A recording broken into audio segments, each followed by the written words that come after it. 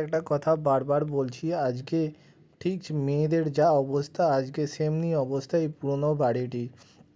মেয়েরা আজকে লোহার সিঁড়ির মতো শক্ত হয়ে যাচ্ছে, লোহার সিঁড়ির মতো শক্ত হয়ে যাচ্ছে, কিন্তু এইরকম বিরিয়ানির মতো তারা নরম এবং গলে চিকেন পিসের মতো খাওয়ার মতো হয়ে যাচ্ছে।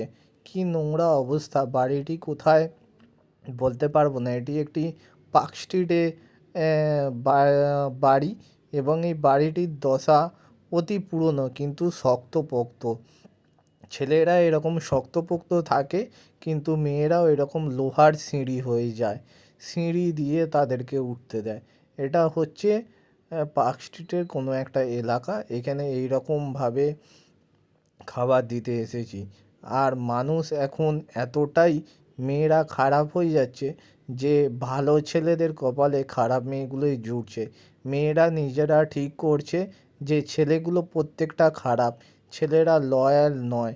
এইভাবেই সমাজ খারাপের দিকে যাচ্ছে এবং যাবে।